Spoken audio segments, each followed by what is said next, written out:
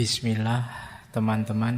Mari kita lanjut ya, ngaji filsafat lagi. Malam hari ini kita masih ada di tema gaya hidup. Malam hari ini kita sedikit akan membahas tema minimalisme. Ini mungkin tema yang populer belakangan ini. Nyambung juga dengan tema stoikisme dan tema-tema senada yang belakangan rame sekali. Nah, kita bahas sedikit-sedikit ya malam hari ini. Sebenarnya tema malam hari ini nyambung dengan tema minggu depan. Kalau minggu depan itu asketisme. Bagi saya asketisme itu ya semacam minimalisme dari tradisi agama-agama, dari tradisi religius. Makanya malam hari ini kita masih belum membahas minimalisme perspektif agama ya. Kita masih di minimalisme secara umum saja. Makanya nanti mungkin ada tokoh-tokoh yang saya bawa ya masih belum ke tokoh-tokoh agama. Karena kadang-kadang kan ada yang bilang, wow ini Pak Faiz tokoh barat terus yang dikutip. Yo gantian lah, kadang-kadang yo Islam, kadang yo barat, kadang ya Jawa, kadang yo Nusantara dan lain sebagainya. Baik. Bismillah, nawaitu ya. Niatnya ditata, paham ndak paham didengarkan saja. Syukur-syukur bisa setengah-setengah ngantuk. Alhamdulillah, karena katanya orang psikologi itu kalau gelombang otaknya turun sedikit itu malah lebih mudah masuk. Setengah-setengah ngantuk itu lebih mudah masuk. Makanya orang dihipnotis itu kan biasanya agak dibuat tidur, dibuat tidak sadar terus dimasuki informasi. Nah, kalian boleh ngantuk, tidak masalah. Tidak usah mati-matian melawan rasa ngantukmu, tidak apa-apa. Mengantuk itu nikmat. Hari ini banyak orang yang tidak bisa tidur, insomnia. Justru bisa tidur itu alhamdulillah. Makanya saya bersyukur kalau ada teman-teman yang bilang, Pak, saya dengerin ngajinya Pak Faiz itu buat pengantar tidur, cepat ngantuk. Wah, itu saya, pahalaku besar berarti. Karena sekarang banyak orang susah tidur. Alhamdulillah kalau bisa tidur itu luar biasa. Biasanya kalau di sini ngantuk terus pulang kan tidak jadi ngantuk. Itu sudah tabiat, kayak kalian khutbah Jumat itu loh. Gitu ngantuk selesai Jumatan tidak ngantuk lagi. Nah, itu mungkin hubungannya dengan gelombang otak tadi. Ketika otakmu siap menerima, kamu malah ngantuk. Baik, bismillah.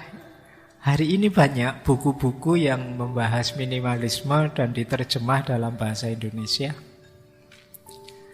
Yang terkenal sekali ya tradisi minimalis itu hari ini biasanya diasosiasikan dengan gaya hidup yang banyak diambil orang-orang Jepang.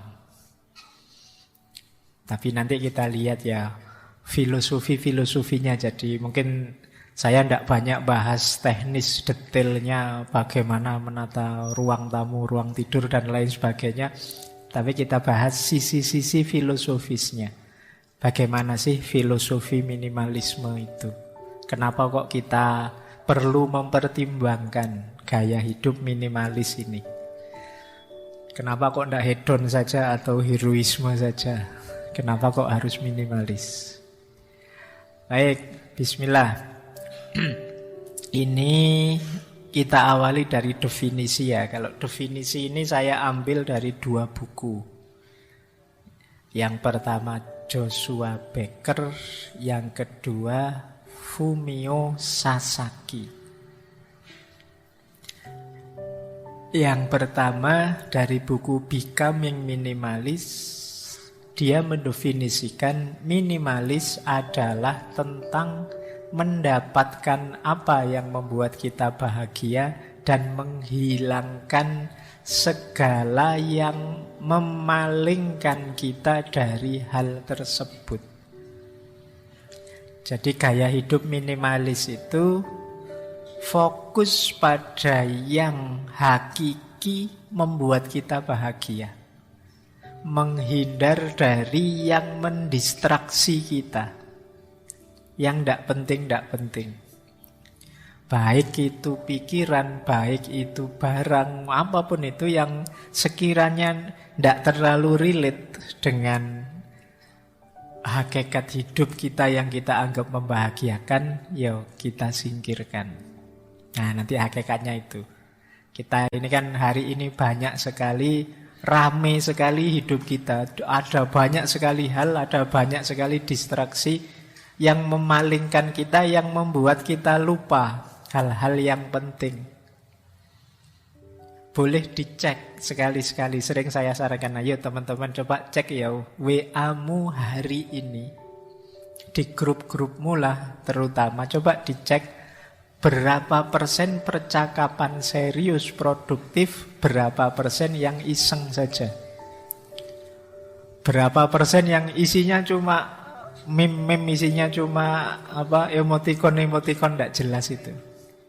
Kadang panjang sekali kan di grup WA itu isinya emoticon.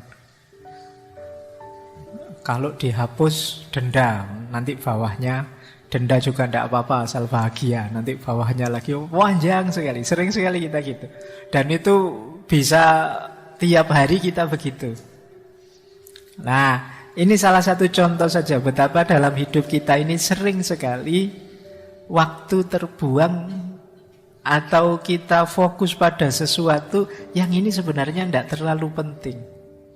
Tapi energi kita, tenaga kita, biaya kita terserap ke situ.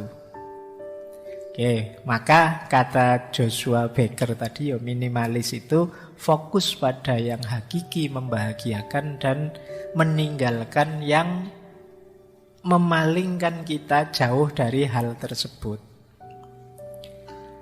Nah, nanti ada definisi dari Fumio Sasaki. Kalau ini lebih praktis definisinya.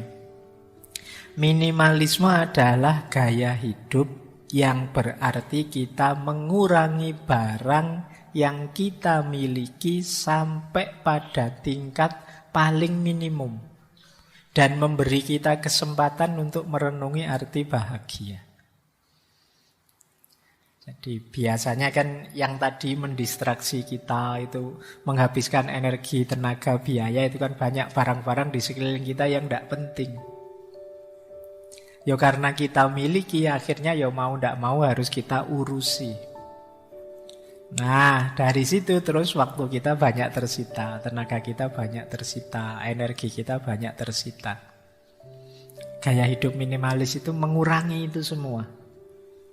Jadi setelah ini teman-teman boleh kalau pulang ke kos-kosan terus kamu nilai ya barangmu di kamarmu itu ada berapa, penting enggak yang ada di kamarmu itu semua. Jadi misalnya ada buku, ada apalah di sana, kadang-kadang ada gelas, ada piring campur jadi satu, kemudian ada baju, ada semuanya kan banyak sekali barang di kamarmu itu. Coba kamu nilai satu-satu. Ini penting, ini pas jumlahnya atau berlebih, ini ada gunanya atau mending dibuang saja. Gunanya apa? Misalnya kalian punya baju di lemarimu ada berapa? Biasanya yang putri-putri, bajunya kan banyaknya luar biasa. Merasa bajunya kurang misalnya terus beli. Nanti beli, ternyata jilbabnya warnanya tidak cocok, terus beli jilbab. Dalemannya tidak cocok lagi, terus beli daleman. Terus dan nambah terus.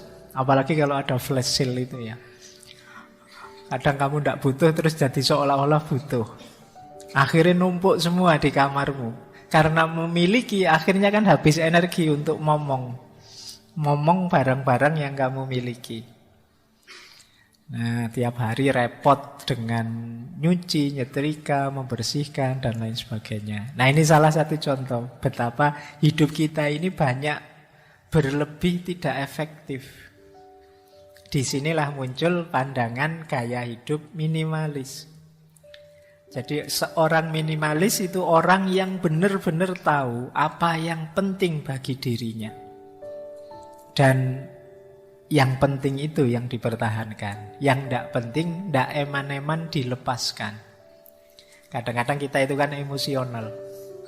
Barang sudah tidak bisa dipakai. Cuma Pak ini sejarahnya luar biasa loh Pak. Ya wis. Ini ada kenangannya loh Pak. Ya akhirnya ya numpuk semua. Ya apa sih? Wong memang itu semula milik kita. Mana ada barang yang tidak ada kenangannya? Semua ada kenangannya. Oh ini piring ini Pak. Dulu saya pakai di pondok zaman saya. Ya wis. Jadi emosi kita sering main di situ. Akhirnya ya banyak barang tidak berguna. Wongnya kamu tidak pakai. Nah, seorang minimalis itu ngerti. Ini penting, saya pertahankan. Oh kalau itu tidak penting, saya buang. Sederhananya itu.